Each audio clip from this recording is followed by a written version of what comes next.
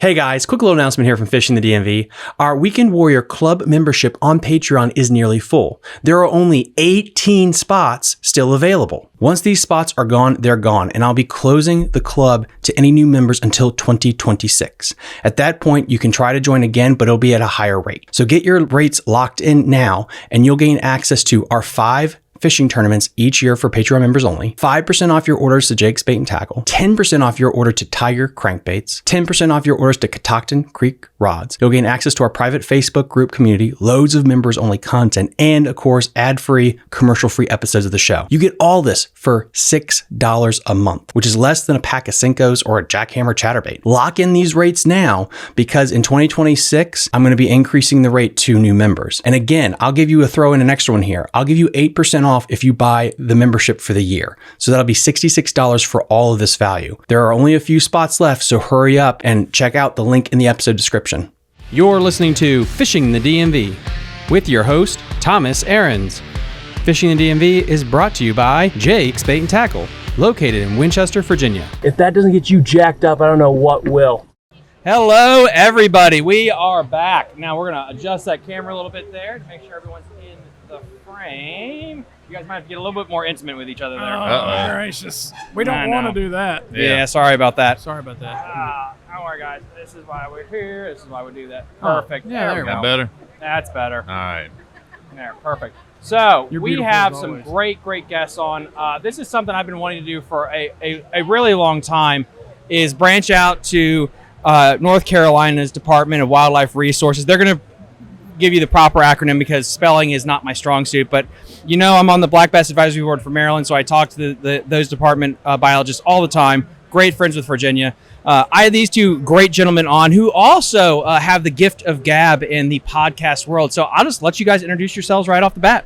Yeah, so I'm Corey Oakley. I'm the Assistant Chief of Fisheries for the North Carolina Wildlife Resources Commission, and we do a podcast together called Better Fishing with Two Bald Biologists. It's where we talk about the fish research that we do and the fishing that we do across the state. And I'm Ben Ricks. I'm the coastal region supervisor. So anything coastal, that's in my purview. And yeah, we talk about fishing all over the state, and it's been a lot of fun. We've been able to share a lot of our research and relate it back to fishing. It's kind of the goal we're trying to do, is to tie those two. So, as always, I ask my guests the first time, how did you become first a biologist or get into that field? And then how did this develop with what you guys do with the podcast?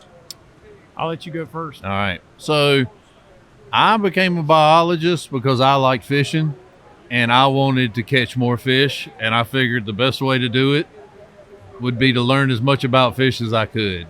Okay. So, you know, a lot of our staff has a lot more altruistic motives than I do. But to be honest, You're just downright selfish. yeah, I wanted to learn as much as I could about fishing because that was where my love was growing up, and I just wanted to catch as many fish as I could. So and I mean, as I learned more, I obviously got more interested in the science and the work we do behind it. But the initial motivation was I want to catch more fish. So Where did you go to school? I went to school at NC State and Auburn University. Auburn University. And that was for your was it a master's? My at the time? master's was Okay. at Auburn. Okay. My undergraduate was NC State. Gotcha.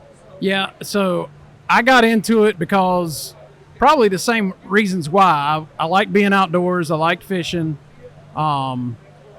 I was going to school for something completely different. I was actually going to be an engineer, and I decided I really didn't like that, and opened up the catalog at NC State and noticed that they had fish science classes. And I was like, what's fish science? And went to meet with the advisor at the time, and he told me all about it, told me what I had to do to get a career in it. Sounded interested, started taking classes, and I was hooked ever since. And the first time you get out on a boat and you're like working with fish, doing the kind of work that we do, you'll find out real fast if you love it or not. If you like being covered in slime and touching hundreds of fish a day, that kind of thing. And I was all in. I mean, I was on a boat and that was happening. I was like, man, this is the job for me. Now, I don't do any of that now, but back then that's what I was doing. Now he holds his desk down. Now I hold my desk down. But yeah, I went to state twice. I went to state for my undergrad and my graduate degree. So you get to stay in the area then. I did. I actually got to work my master's project on the river that I grew up on. So Really? yeah. That's So really that, cool. yeah, that's pretty cool. I enjoyed doing that. How did you two lovebirds meet, and how did this relationship in the podcast thing get Wow, going? he called us lovebirds. That's a bit much. That's a bit deep. So I'll talk about how the podcast started. Yeah, before we ever started this podcast today, we were talking about communication and state agencies struggling with getting the word out, and that was one of the things I noticed coming up through my career is that we as an agency really kind of struggle with, communicating the research that we do, getting it in the hands of the public, and for the public to be able to digest that kind of stuff. And so I started looking around and I was like, man, there's a lot of fishing podcasts out there in the fishing world. That's kind of how a lot of fishermen get their information is through podcasts. Things like Bass Talk Live, those kinds of podcasts. And I was like, I don't want to do that. I don't want to do exactly what they're doing. I would like to do something that's science-based, that shares the information that we have, but also links it back to fishing. And so that's really the genesis of the podcast. And so we started, what are we, almost in year 4? Yeah. We're almost okay. Yeah, we're almost in year 4. We do one a month, and we pick a topic that's something to do somewhere in North Carolina. Like we've done things on smallmouth fisheries and largemouth fisheries and invasive species and carp fishing and you name it. We've done different topics. And so it's actually gotten a really good following, and a lot of people seemingly like it. I mean, we got a booth here and people come by and talk to us about the podcast and all that kind of stuff. So, and I knew if I was going to be talking about fishing, there was one person I needed to talk about fishing, and that's this guy. So we were fishing one day. We were fishing. As a matter of fact. Yeah. Since, Corey grew up in the area that I currently live. So when he comes home to see his folks, he generally calls me and says, where are the fish? Can we go fishing? Or something along those lines. And we were talking about that. And, you say yourself, you've seen the reports that Virginia writes. The reports are great. They got a lot of information in them, but they're hard for just anybody to read and really get a grasp of what's going on. So there's kind of this gap between, a lot of our real technical terms and our technical analysis. It's great work, but it's easy to get lost in it. You got to have almost a translator's mindset of to be able to talk. So in my day job, I deal with developers all the time, software developers, and bless their little hearts, they're really good at their task, but sometimes you have to communicate to the business, okay, this is what he meant. And it's taking that really high level thinking of reports and then explaining it or letting it be bite-sized to the general populace. Right. So instead of, we could send our report to somebody and they could read it and may get some of it, may not get some of it. But the goal of this is kind of take some of those reports, boil them down into this is what it's saying, this is what it means to you as an angler, and this is kind of where, how it all applies to the big picture of things as far as your fishing, to at least maybe help you catch more fish, but at least help you understand the population of what's going on.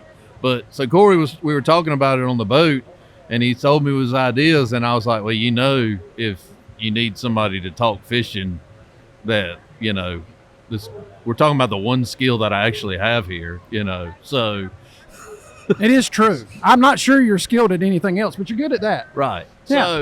Yeah. So we talked about it. We sent it up the flagpole. We had a lot of meetings about it, and we were able to convince them to do it. We were able to convince folks that it was a good idea. And how fun was that? As it turned out, it was a good idea. Yeah. So, it was. I mean, it was a struggle. I mean, state agencies in general struggle with newer technology and change, and I mean that's just the nature of the business, and there's nothing wrong with it. But there's also liabilities and stuff when you're doing things like this that you have to be aware of, and so we had to jump through those hoops, but it's been pretty doggone successful, and I've been extremely pleased with the response. I mean, we get tons of anglers that email us really good questions and talk to us and meet us. I mean, we got people taking our pictures and, wanting to have pictures taken, get autographs. And I'm like, man, this ain't right. But, it is what it is, so it's really actually gotten popular. It's really given us a great opportunity to build relationships It has. with angling groups, angling just individuals that really, we wouldn't have been able to meet or get with any other way. And one of the things I wanted to do through the podcast is that there's always this kind of dichotomy between the public and state agency biologists. People are like, oh, the government's doing this or the government's doing that. They're regulating this, they're regulating that. And what I really wanted to show people is that the biologists that are doing the work for you, the public, are just normal humans like everybody else. And so I want to humanize, the people that work for us and get our. We're not normal, but the rest of our guys are. The rest of them are, yeah. But and get them to have a relationship outside of that kind of separated relationship, so that they're talking to the district biologist 101, and they can call them up and say, hey, I'm so and so, and I fish this, and I don't understand what's going on. Can you explain it to me? And trying to break down some of those barriers and some of those walls. And I don't know that it's perfect. Well, it's not perfect. Nothing's perfect, but it has seemingly done some of that. It's a start. Yeah, it's a start. It's a big start. Yeah. And you asked where we met. We met back in school. I think we met in like 2001, something like that. He was finishing undergrad and I was in grad school at NC State. Wow. And so we've known each other for going on 24 years. Yeah. Dude, that's crazy. He had a little bit of hair. I had a little bit of hair. And then we didn't have any hair. And I don't know when that happened, but it was pretty quick after we met. So that might have been the problem. No, but that's how you get that good chemistry that you need to actually have a show that becomes successful. Yeah, I mean, I think that's one of the things that people like. I mean, we've been told we're fairly easy to listen to. Well, everybody says Ben's easy to listen to. I think everybody's annoyed by me, but that's okay. It's Everyone is annoyed by it. That's fine. Yeah, that's true. I would agree. That's 100%. That's a 100%. But we try to keep it light. We try to keep it informative, but we also try to keep it light. So that people can kind of not overwhelm them. We can science nerd out every once in a while, but we try to not overwhelm them with all the science all at once. And we try to mix it up where some things are really science, heavy, and then we get into the fishing side and talk about fishing and, how what we just talked about over here is how this affects what you do in your boat or standing on the bank or whatever. This is what you need to be thinking about. We say, we have a couple of things on our podcast that we say all the time that are kind of just tongue in cheek. Fish need water. They do. Good start. Fish need water, and you got to think like a fish. If you want to be a better fisherman, you got to think like a fish. Most of the time, when people are on the water, they don't tend to think that way. They tend to think, I don't know what they think, really, to be honest, but they're not thinking like what that fish is thinking. And so they're not as successful as they could be if they were thinking like a fish. And that's what we're trying to teach through the podcast is this is what the fish are doing at this time, and this is what they're trying to do and accomplish. And if you think like that, you'll be a better fisherman over a long period of time. So, I mean, it's how I approach a day of fishing too. Is I take what I know as a fish biologist and what I know from my fishing, and I try to relate the two to make sense to me. This is why these fish are doing this today, and this is or this is why this didn't work because I should have been here or there somewhere else. So. It's what I do all the time, and when I talk to folks about it, that's what I like. Well, you got to think about it from this standpoint instead of saying, "Well, there's 14 boats over there. That's probably where I need to go." Now you're thinking like a fisherman, not like the fish. When I look at Virginia, for example, because it's such a massive state, like how many regions do you have, and how do you break that work down? Is it just 3 dudes that have to cover the whole state? Like for people that aren't aware, how does that work? Well, roughly, we've got the coast, the Piedmont, and the mountains. Okay, so 3. But within that, you could even divide those further if you really wanted to. But we have, nine districts that are separated across the state, and each district there's 3 in each region. Is probably about 10 to 13 counties. Yeah. Okay. And it's 2 people. So it's a big our biologists have a very daunting task. Yeah. And even our districts that don't have a lot of water still have a lot of water. Yeah. Some of them have more than others, but we have lots of streams, lots of water bodies. Everybody has a full plate. It's I mean, if you look at it just from a regional perspective, those coastal districts have really large riverine systems that they work in, tidal systems that they work in, sounds that they work in, and then you get, as you move kind of into the Piedmont of the state, you get into our larger reservoir systems. You get into these kind of foot hilly type streams where it's not mountainous but rocky, and there's all kinds of work to be done there. And then when you get to the mountains, like, you think it kind of gets more uniform, but it really doesn't. You get really large rivers, you get really small streams. I mean, you got brook trout in the high elevations that are in ditches, basically, if you really look at it. And so, I mean, I don't remember the last time we looked at brook trout, but there's hundreds and hundreds, if not thousands, of populations of brook trout in our mountains that we have to get to. And that's really about 6 biologists that cover that. It's crazy because when I think Appalachia, I mean, my mom's side of the family, she's West Virginia, bleeds it, born and bred. You think of just West Virginia's Appalachia, and that's completely factually inaccurate. You have Virginia, you have North Carolina, but I feel like, based on the people I've talked to, this is kind of the mysterious part of Appalachia, is when you get out of the Virginia area and down into the Carolinas. Like, people don't talk about the fishing opportunities as much nationally as they probably should. Well, North Carolina's trout program is huge and tremendous. It's a $1.4 billion industry to our state alone. And we have, I want to say 2,800 miles. I think that's right. I might have that number wrong. I'm in the ballpark. 2,800 miles of trout streams in North Carolina. And so when you think about that, and then you got all the reservoirs that are scattered throughout Appalachia too in our state that we deal with, and that's from smallmouth to largemouth to walleye to trout to you name it. I mean, we got muskies, we got all kinds of fish that we deal with. So I think I want to make sure I didn't misremember Hallaker, who runs the Shenandoah Valley, and he does the muskie program there. Is it North Carolina that has a big muskie breeding population that you guys do, or is it South Carolina that does that? No, I don't know that South Carolina have muskie at all. North Carolina, we basically, most of our muskie are stocked only. Where do you get them from? We get them from here and Virginia. Okay, so you guys do have a stocking program. Yeah. Okay, gotcha. Yeah. We have a stocking program. Sorry, I didn't understand. Yeah, my bad. Yeah, but it's we basically stock several places in the state, but the major focus is the French Broad River, which flows through Asheville. And we've been stocking that for 50 years. And now what we're trying to do is reestablish. It's only been able to be done through stocking because all the spawning habitat's been gone for years because of basically urbanization of the stream. And now we're getting the opportunity to buy wetlands off of the, and we're taking those wetlands that weren't functional and moving them back to where they are functional. And now we're hoping that muskie are going to start using that to spawn, and eventually, hopefully, we won't have to stock the French Broad River anymore. There'll be a self-sustaining population of muskie. And you guys, and making sure I understand this, you guys do have a hatchery program that actually breeds them. Yes. How hard was that to get going? Because I know, talking from Hallaker, that they get a lot of their muskie, I think, from you guys now. Maybe.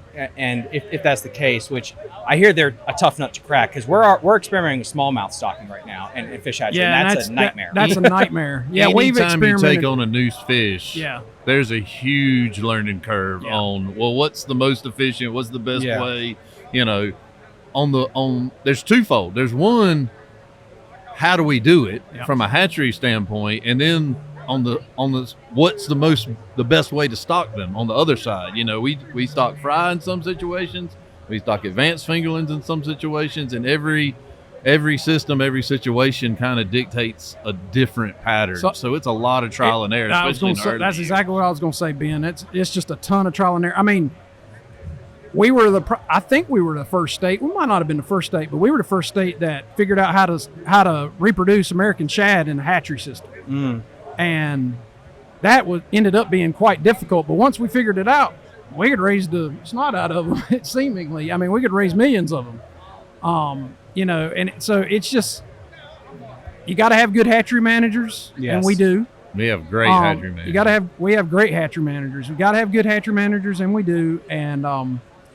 But you gotta take. It takes time. I mean, we haven't figured out smallmouth either. I mean, that's a nut. But South Carolina grows them all the time. It's South Carolina, Virginia, Maryland just shut down their program. I had them on to talk about that. I think Texas, but Texas doesn't count because they have all the money in the world to do whatever they want. I have some people on my show like, well, why doesn't Maryland do what Texas does? Why doesn't Virginia? It's like, you don't. That's Disneyland. Everyone we get the same thing in North Carolina. Yeah. Don't worry.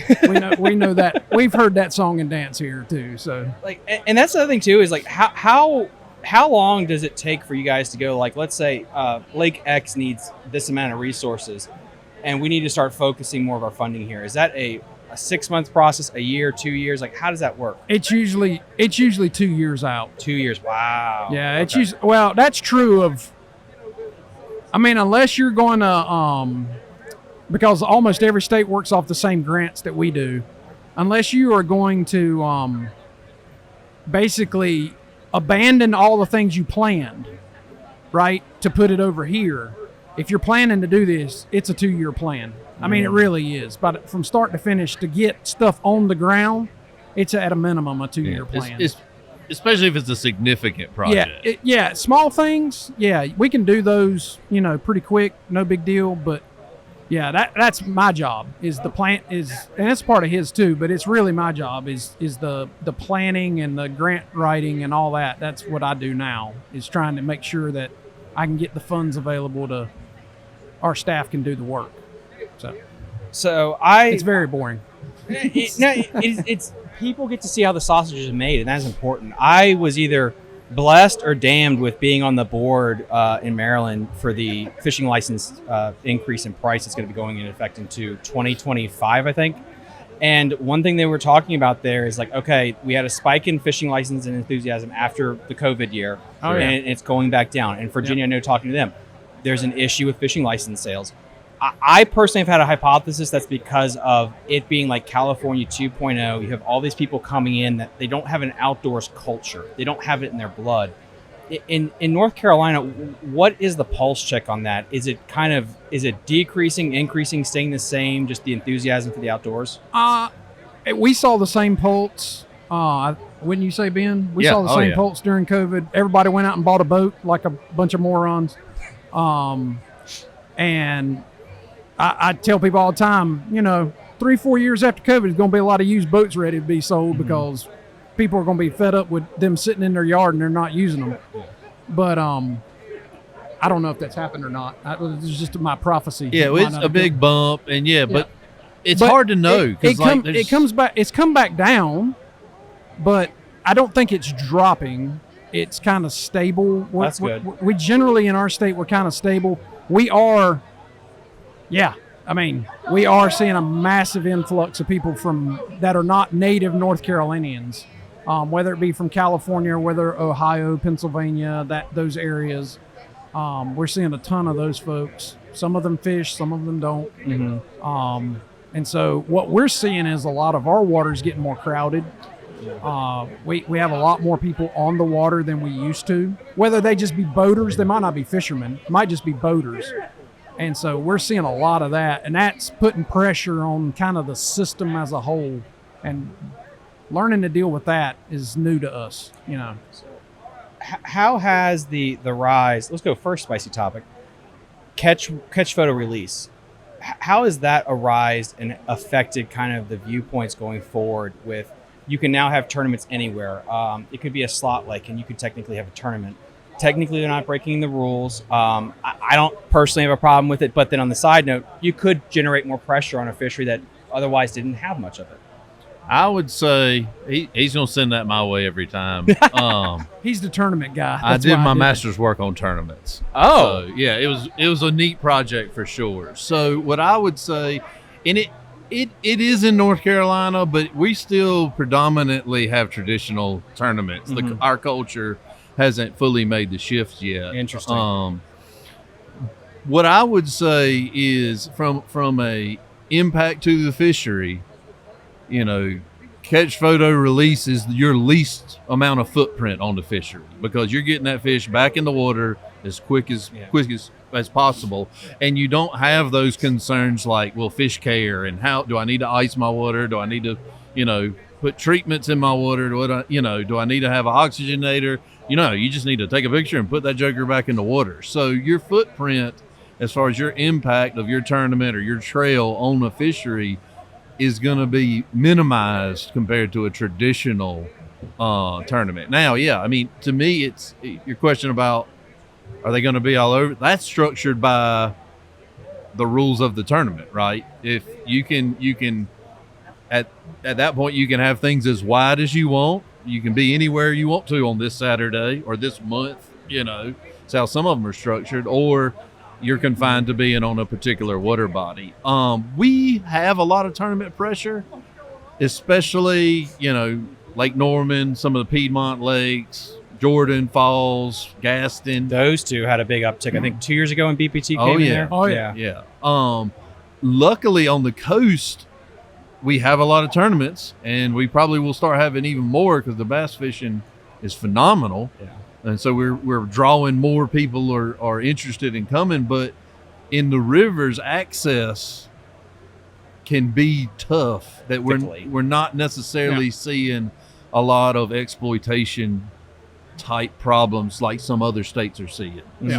So, but Norman, some of the places that have tournaments every day, more than one on the weekend, those tournaments are going to have more and more impacts, and so.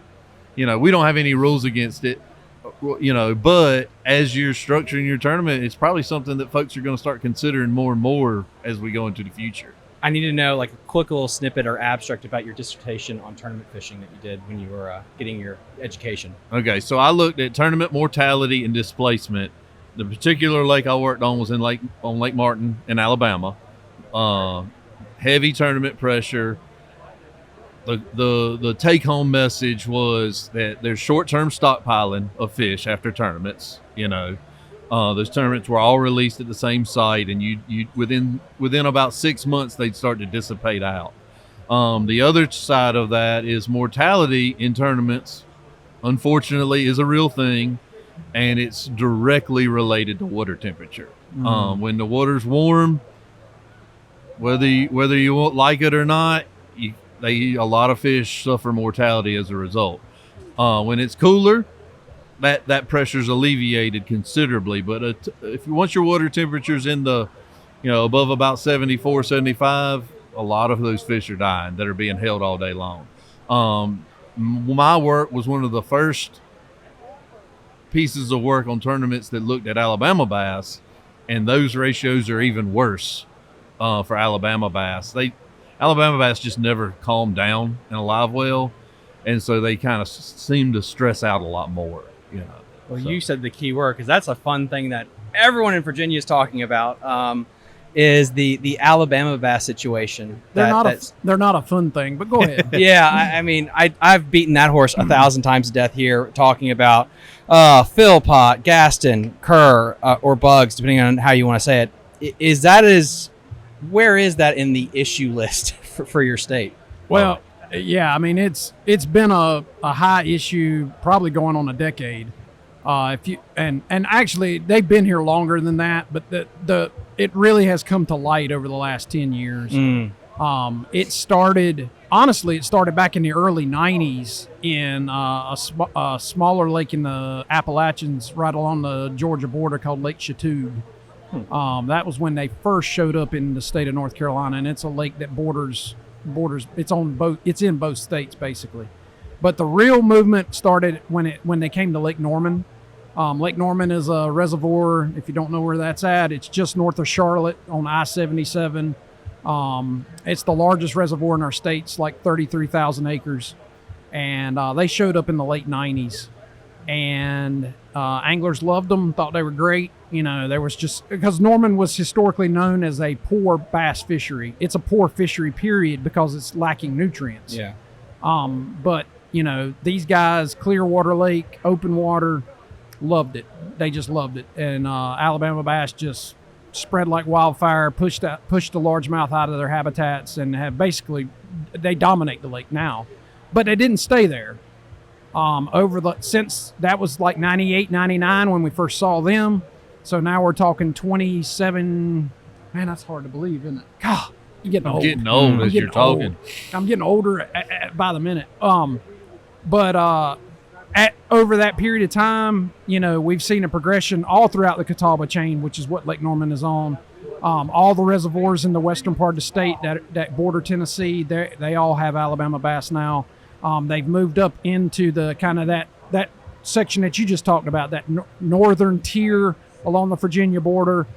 They first started in Ballew's Lake, which is a tributary to the Dan River, which goes to Carr Lake. That's how they're in Carr. And then I'm pretty sure people moved them to Gaston. Yeah. And so they're in Gaston. They're in Roanoke Rapids. They're in the Roanoke River below Roanoke Rapids Lake. They're in the Tar River, which is the river just south of the Roanoke River in the coastal plain. And so we really only have a really small, tight area of the state, and it's kind of that central southeast corner of the state that does not have Alabama bass. Everywhere else does. It seems, from the people that I've talked to, I had an individual on from Auburn University talk about it. John Odenkirk talked about it. Anecdotally, We don't like him. Not at all, right? I know. Odenkirk. He missed his calling as a... goodbye. No, we like John. We're just kidding. He missed his calling as like a biker model for Harley Davidson. I tell them that all the time. That's probably, but that's pretty accurate. That's pretty good. Yeah. But anecdotally, it seems like there's a weird situation where they don't like SAV. You don't see spots thriving in lakes with a lot of grass. Why, if that is true, and it hasn't been documented, I don't think specifically in a data survey, why would that be? Yeah. It depends on. I'm gonna ponder that. Yeah. I'm gonna run my mouth for a minute while Corey comes up with the right answer. No. You'll probably get the right answer. Because they're never pushed into Florida, which is weird. Right. They're not in Florida. And the question is well, why? And I don't know that I can say that, but I can tell you what I know about spotted bass where they're found, both invasive and my time in Alabama, is if a lake has vegetation, they're generally not selecting for those habitats. They're selecting for water with a little more energy in it, water that's a little deeper. The lakes that have low energy are generally like Norman, where they don't have a lot.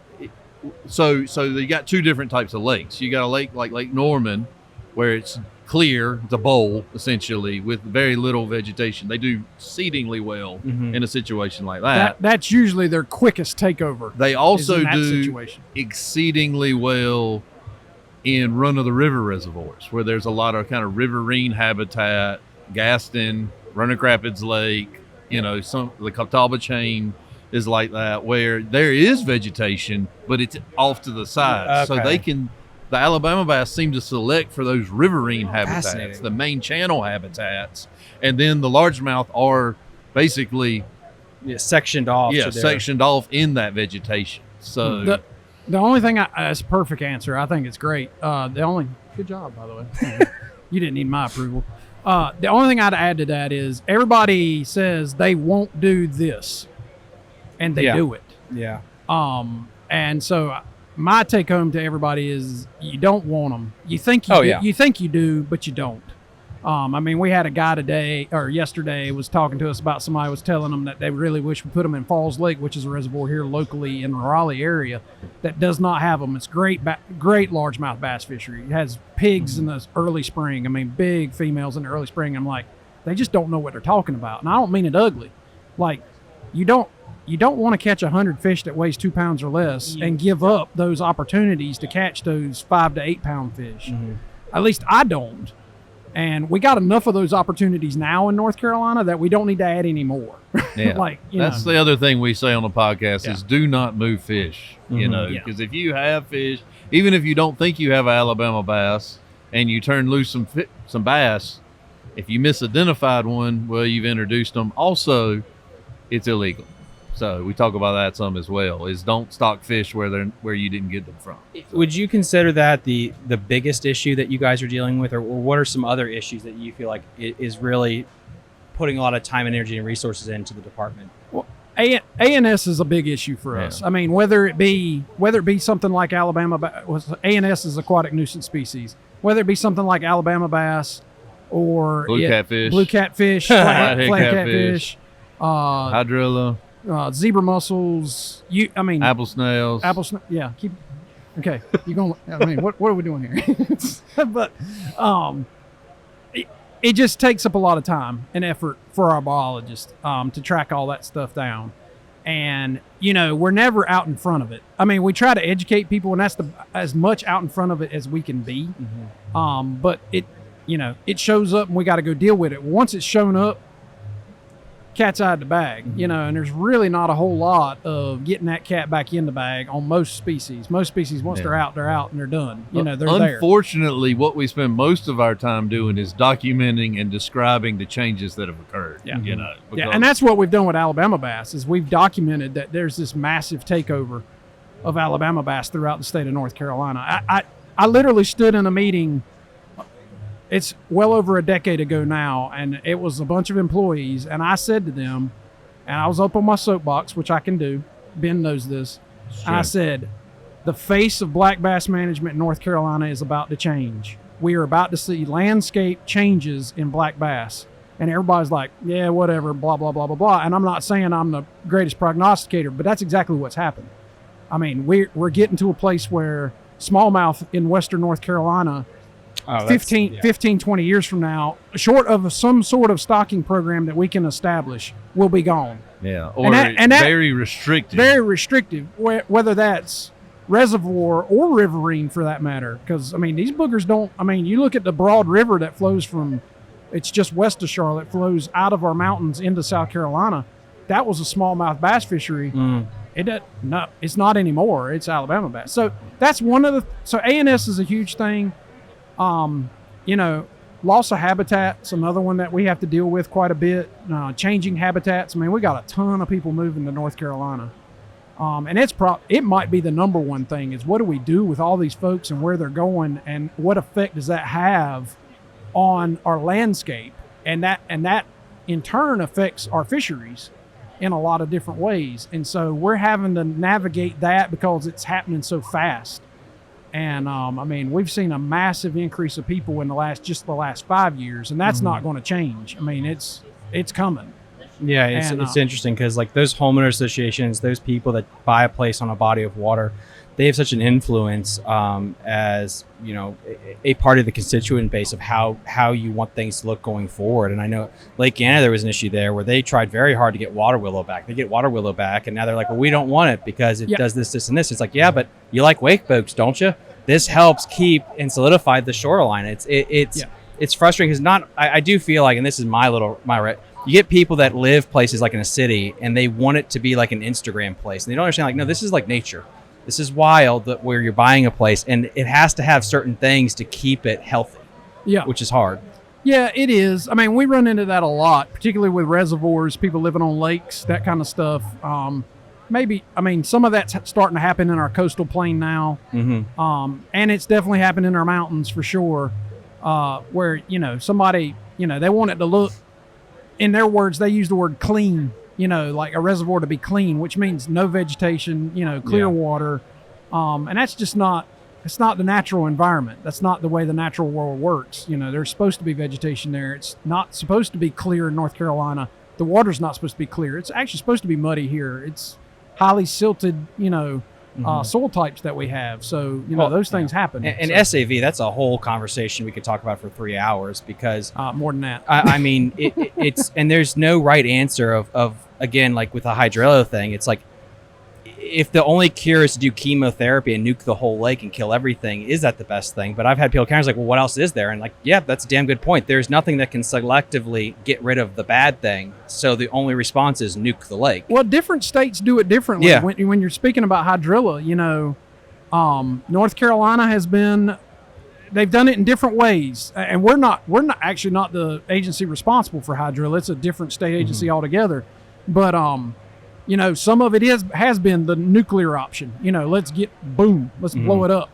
At Lake Gaston, that was not the approach. It was a slow kind of matriculation down to a manageable population, which is where it is now. But you go over to like TVA lakes in Tennessee, they're like manually harvesting. cutting strips so that people can navigate, but they don't get rid of the SAV. You know, they're leaving it for fish habitat. Florida has a totally different approach in different places. You know, so I mean, there's not a magic bullet, and there's not a right. I don't know that there's a 100% right answer. Every situation's different, in my opinion. Yeah, and it's hard because I think sometimes like it's the money that you're granted to do the research needed to be able to adjust things. And this has been talked about when I had Halleck on talking about them starting the playbook for smallmouth, raising smallmouth. It's like you need the money to be able to do the research, to do the thing, to change it. And that's a terrible cycle. So it's like, you know, because I talked to him about the grass. He's like, yeah, that'd be great. We just need the money to do the study to figure out what's best. And like, people don't get that aren't in the know. Like, it's a whole thing to get to where you want to go. It's not just snap your fingers and y'all can just fix it. Sure. Sure. No, yeah. I mean, I've said that before, is we don't just do anything. Like, everything is a plan. Like Corey said, sometimes it takes a couple years to get that plan together, you know, depending on how significant of a plan it is. So, yeah. And it's difficult. A lot of times, you know, people expect, you know, things to happen rapidly. Yeah. Nothing really. I mean, you can lose something pretty quick in the natural world, but that's still very unusual. Building something back in the natural world tough. Takes time. It's just not, you can't do that. Possible. If it's possible. If it's even possible. It doesn't take a year. It takes 10 years. Mm-hmm. I mean, you got to think about, like, in a fish's life, like, let's look at striped bass on the coast, which same things are happening up around your way that are happening down here. Yeah. You know, striped bass are struggling. We don't really have the magic. We haven't figured out the magic bullet, because if we had, we'd done fixed it. You know, of what's causing reproductive problems. Let's just say we figure out the magic bullet that figures out reproductive problems. It's still a 10, 15, 20-year process because of the life cycle of that fish before you really get the population back to a place where you go, yeah, we got it where it needs to be. You know, from where we are right now. And I'm glad you mentioned that, because it's fascinating. I had on the David Sikorsky, who helps out with like the Chesapeake Bay Association up where I'm at, and I've had Gary on, who used to be with the Potomac River Association. I think he's up in New York now, but we talked about the death of the striper, the Chesapeake. But what's fascinating is that it's an evolution of, when I was a kid, it was blues and it was striper, and now the specks, the redfish, there are shrimp in the bay. There's tarpon, for God's sakes, in certain portions. That was never there. So it's like the fishery's changing and evolving over time. Yeah. But it's not dead. And are you guys seeing that kind of evolution and change on the coast, or is it pretty much just little things that are changing? Yeah, I would say, you know, we always had shrimp for the most part. But yeah, we're seeing some changes. We're seeing some, you know, and it may be that these changes that we're seeing are reasons why we're having trouble with, you know, the timing of the herring run. And is the herring spawning now because of the environmental changes we're seeing? Is it just the biology of the fish isn't matching up with the thermal regime that we're seeing? So if it's getting warmer earlier in the year, and it seems to be, at least in the trend that we're currently in, then is that a mismatch for that species? And do they not have what they need at the moment when they can actually spawn, you know? And if the herring don't do good, well, guess what? Striped bass riding on the backs of herring. So, you know, they're not going to do good. And, you know, I mean, and that's one of the biggest challenges we have is there's a lot of these, and it's never, you know, a steel barrel with skull and crossbones tilted over on its side on the side of the bank. You know, it's not the smoking gun that they told us about in elementary school. Yeah. It's actually probably 35 smaller that are all additive. Yeah. And all taking their own part of what's going on. And it becomes really hard to tease all that out and say, okay, the solution is X, because the solution really isn't one thing. The solution's likely 15 small things that'll at least let us get a foothold so that we can figure out the next 15 small things. Yeah. I mean, I totally agree with Ben. He and I talk about this all the time, not on our podcast. I mean, we talk about it on our podcast, but we talk about it just together. You know, when it comes to things like striped bass, you know, it's just there's so many things that could affect that. I mean, we don't know what effect dams have had, you know, over the long term. I mean, we're 100 years out on a lot of dams on the coast, in the coastal plain of North Carolina. Same thing up in Virginia and Delmarva area. You know, those dams are probably 100, 120 years old, something like that. We don't know what effect that's had over that period of time. You know, is that a long-term death or was that a short-term death and they got over it? Don't know.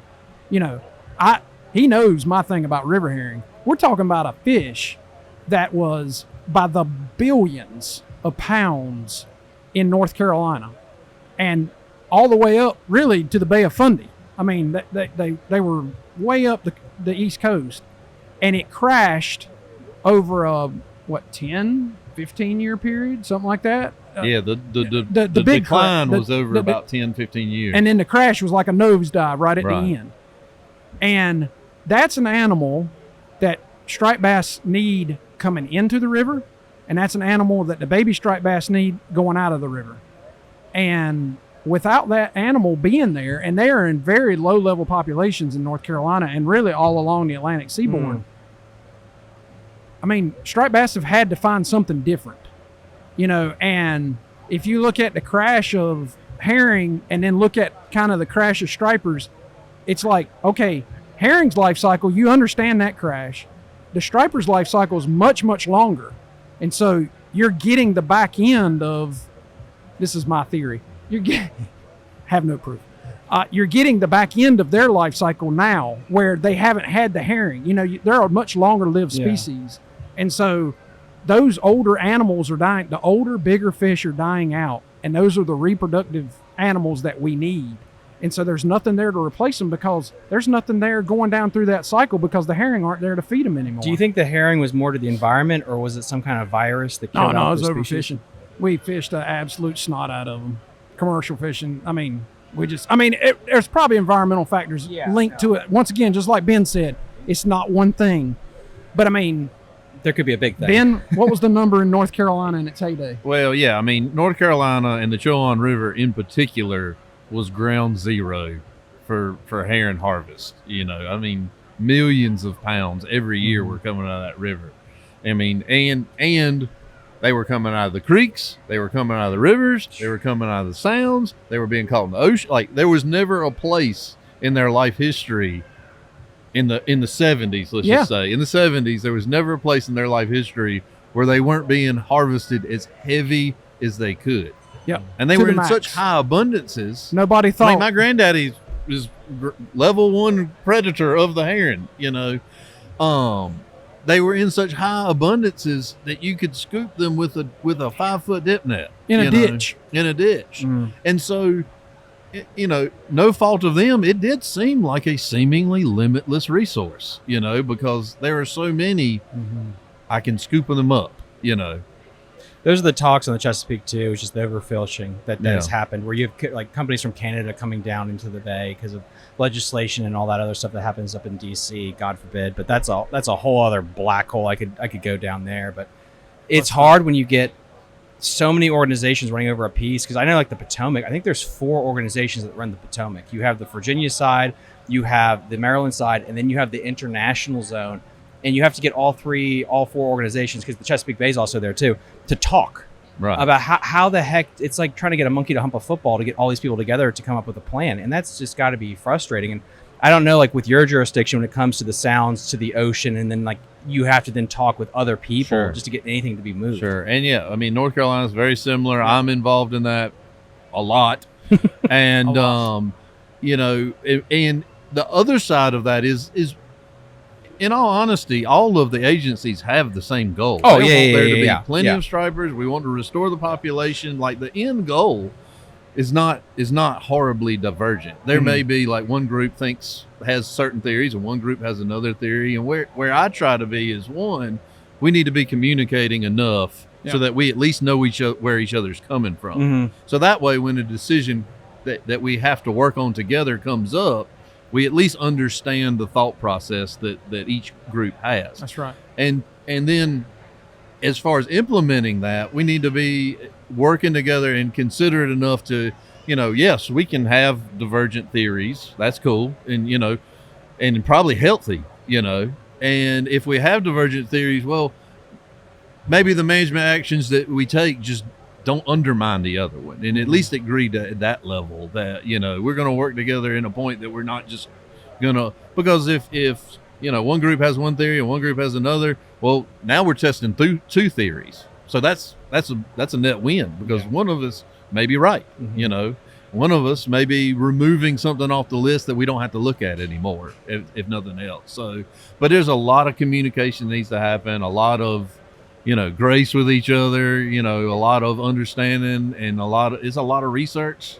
And, to be honest, if it's done well, it's done thoughtfully, it should be more, because you have more fish biologists working on a problem at that point, right? So that's the hope, is that when there's multiple agencies working on a problem, now it's not always how it's executed, but the hope is that you can get to a point where you have more people who are highly trained in this very select field that are thinking about this problem and trying to find a solution. So that should be a win, not problematic. And so when you approach it,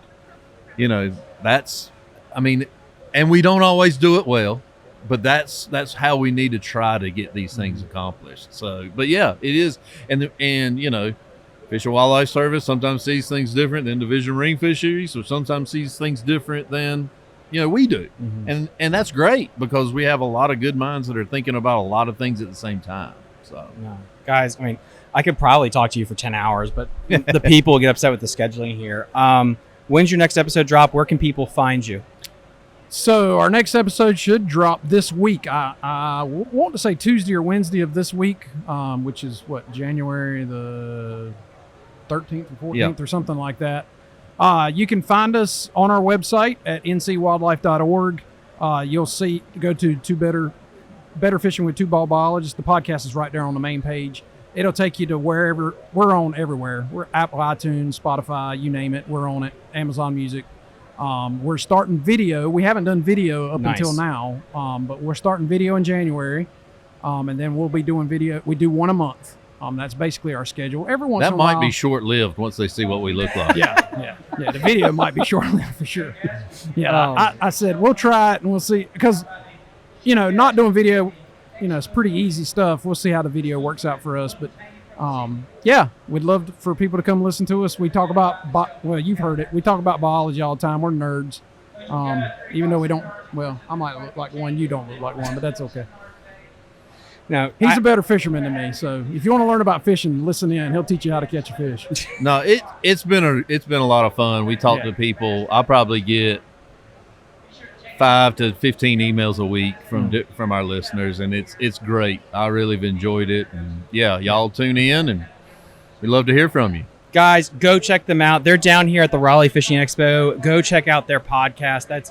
We need more of this information out there, so you don't get those weird conversations at the boat ramp where they just need to go do this and that. Like, listen to these people. They are humans, and they really do care about our environment. What we're going to be doing here, we're going to be taking a quick break here before we got about 2 more interviews today before I'm allowed to collapse. So we'll be seeing you guys soon, about 10 to 15 minute break. You're listening to Fishing the DMV with your host, Thomas Ahrens. Fishing the DMV is brought to you by Jake's Bait and Tackle, located in Winchester, Virginia. If that doesn't get you jacked up, I don't know what will.